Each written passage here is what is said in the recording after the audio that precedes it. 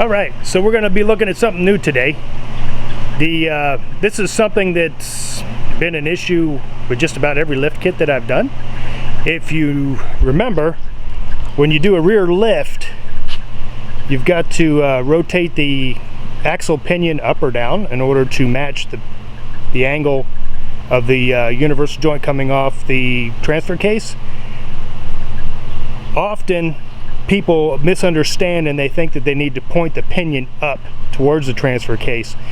In reality, that's often the opposite of what you need to do, because you need to have opposite pinion angles in order to cancel out. And so what you actually need to do is rotate the pinion down. And one of the things that we run into is, let me show you here. One of the things that we run into, all right, so what you end up running into is, look how close this is. I can't even get my finger between the shock and the axle housing. So often people run into issues where they can't mount their hydraulic shock because the body's too thick and it makes contact with the tube. This is a problem that's frequently encountered when you do a rear lift. The requirement is that you match the pinion angle opposite the transfer case angle, so that the angles of those two universal joints will cancel each other out. Our vehicles do not have a CV joint in the rear, so if you try to point the pinion at the transfer case, you're going to run into trouble, okay? Because now you've got one universal joint at the pinion, which is at a zero angle, and then the one coming off the transfer case is something other than zero, and you're going to have vibration. So you're supposed to match those at opposite angles. I'll show you a drawing on paper on how that works. So what we're going to do is we're going to create a bracket that you'll mount here with a couple nuts and bolts, and you'll be able to move the shock to that new mount and decrease the angle so that it will fit in that stock bracket here. And what we'll do is basically the customer will cut this off with the Sawzall and then drill a couple holes and mount the new bracket in. I'm going to go ahead and start building that, and I'll show you the process and how it works. So I'm not going to leave you guys out on this one. I'm actually going to film the whole process. This is one of those things that I've been brainstorming on, and then all of a sudden, hey, I feel like doing it today, so we're going to do it. All right, hang in there. Talk to you later.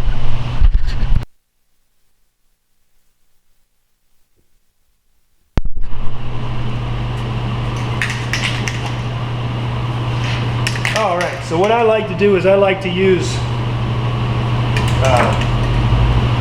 when I'm painting these, after I wipe them down with denatured alcohol, I like to use textured paint. That way it takes some of the nicks and scratches out, and then I just get a black and paint over the textured paint.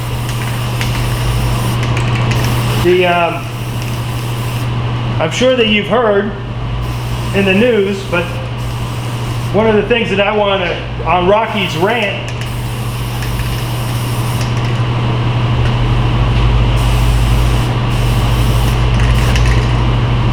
I want to talk about what's going on in Iran and in the Middle East.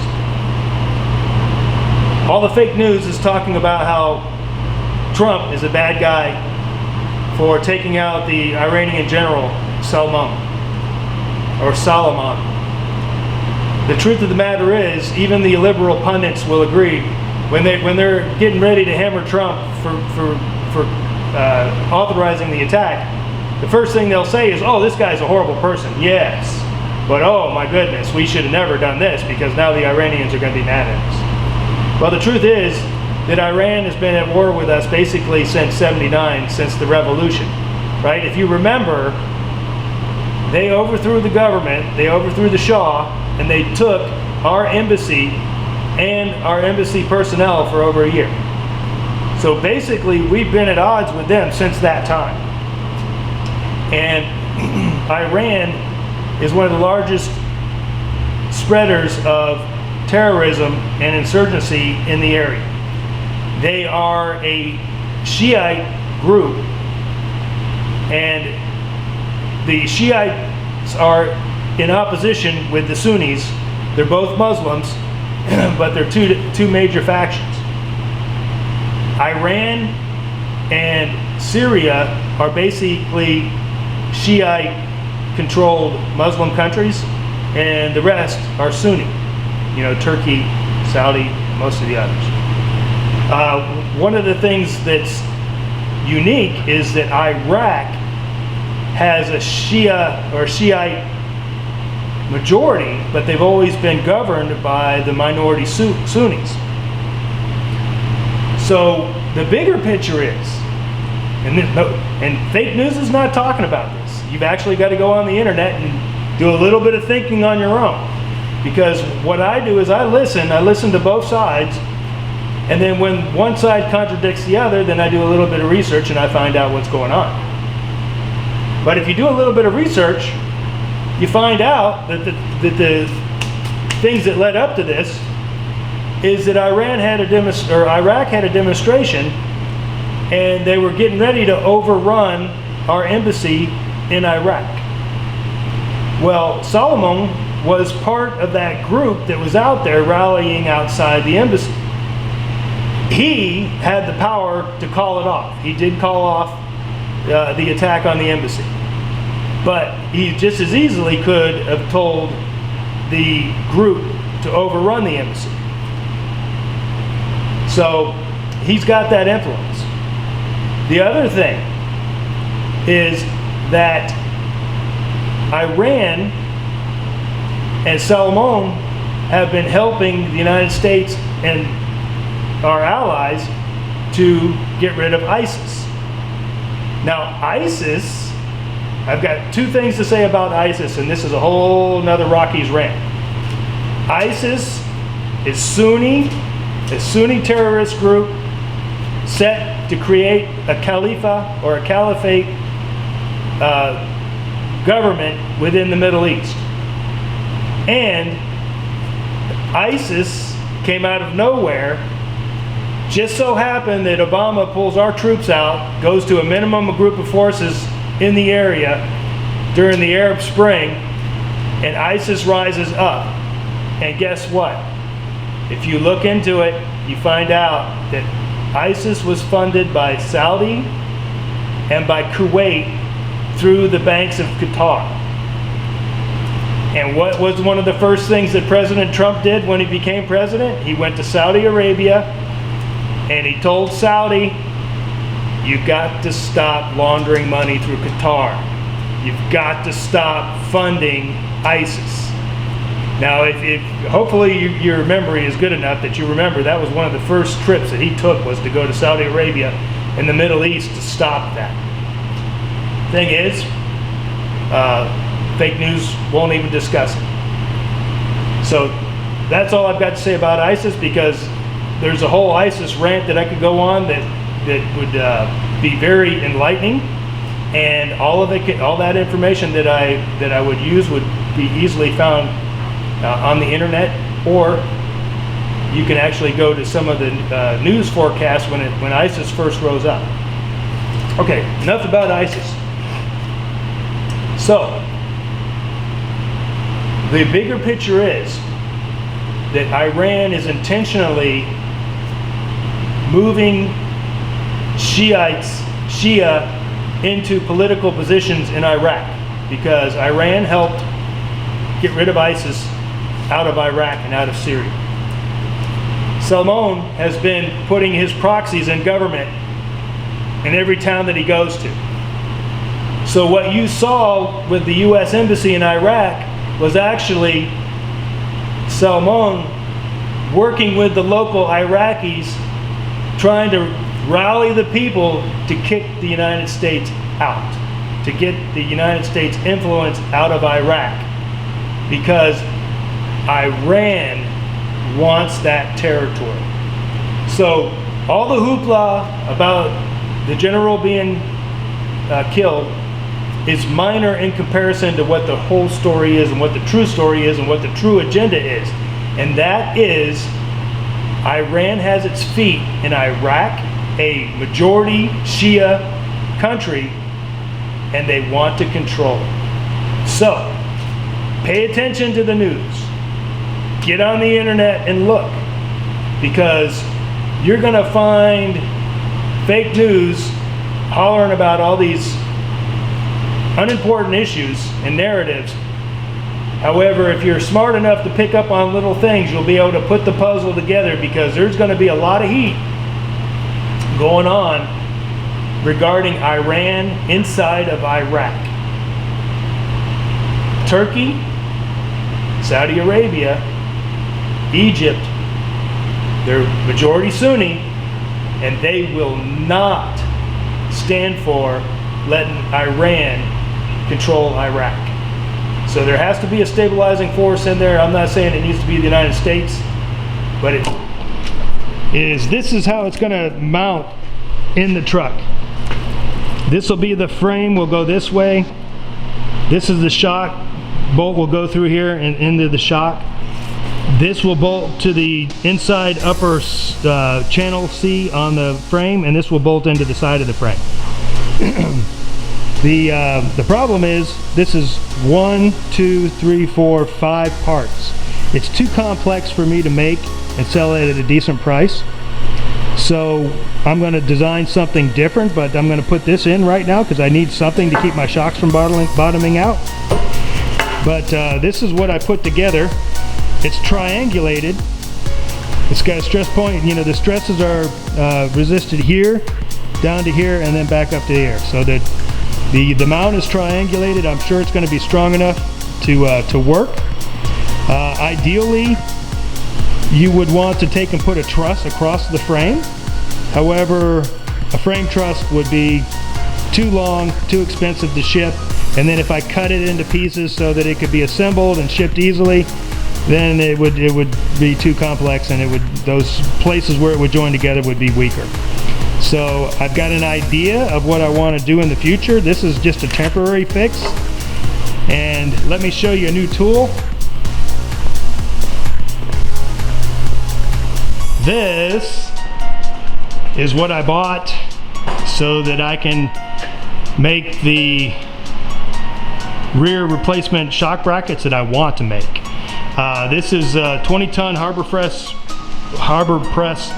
hydraulic press tool. In itself, it's a pretty cool item. You know, you can press bearings and other things, and you can bend metal with jigs, and etc., etc. However, there's a guy that on the internet called Dirt Lifestyles, and he recommended that I get a swag brake. So I'm going to get a swag finger brake, which is an accessory to this, which will give me all kinds of options when it comes to bending heavy metal. So I can bend all the way up to 1/2-inch steel once I get that swag brake. All right, the battery's running low, so let me recharge here. Technically, you could actually use my new shock mount and still use the same old, the same shocks that you originally had. You wouldn't have to buy new longer shocks for a 4-inch lift kit, because basically the new shock mount would move down 4 inches and you'd be able to retain your shocks. So let me go ahead and get the new bracket that I built and painted, that you watched me paint and showed you what it is, and let me go ahead and mount that. Okay, go ahead. Recording? Yes, now it is. Okay. All right, if you look up here, this is the bracket installed. There's the triangulated support here. Got 2 at the top, 1 in the side, and this is going to capture the shock.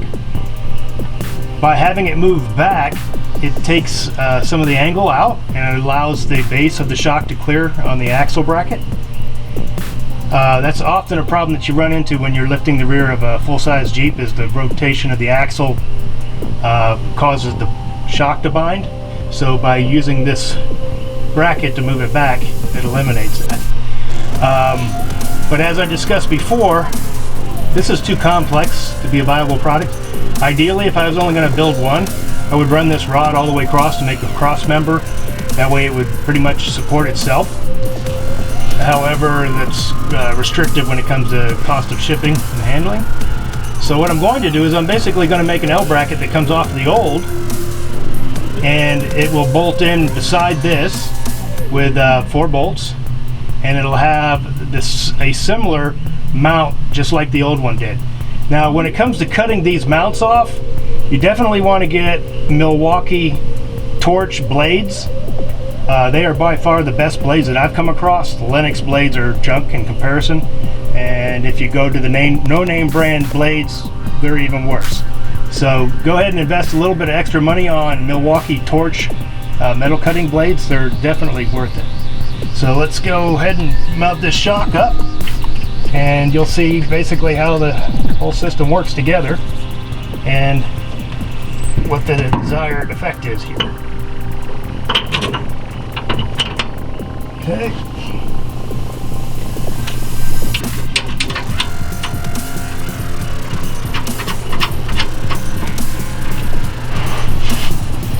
And I've got my 2 wrenches.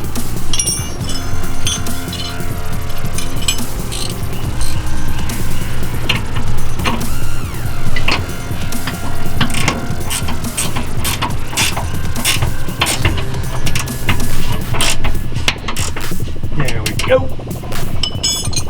And I like to I'm using these air shocks to help level the load when I'm towing. It does make a difference. It does put more stress also on the bracket. So we'll see how these brackets hold up. But like I said, it's this is just a prototype. The one that I'm going to make is going to be more robust and simpler than this. But I just wanted to share that with you guys so that you could see kind of the mindset and the way that we're thinking on putting these things together. And again, when I make it for myself, my major consideration is how can I make it available to others like myself.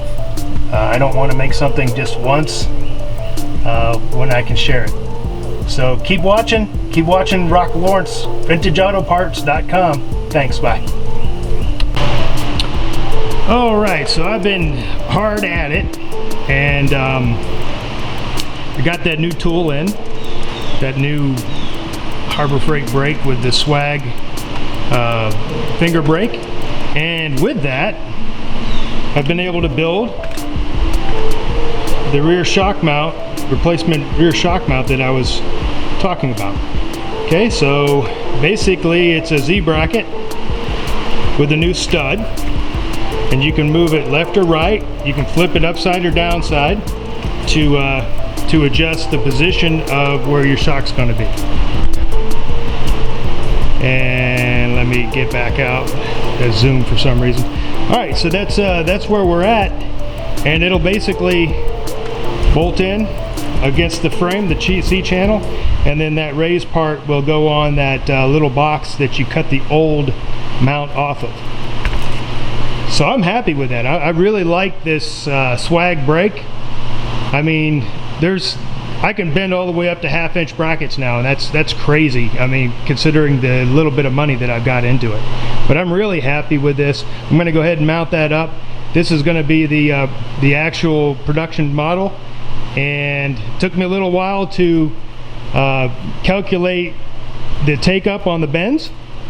A little bit of trial and error, because you know, if you bend it at the place that you want it to be, when it rounds the bend, you end up being too small or too long, and so that's called take up. So I had to develop that. So I basically had to add a 1/4 inch to take up to this, and then took it back over here on the height, and everything worked out. So that's it. and with any luck I'll have a Rockies rant here in a little bit.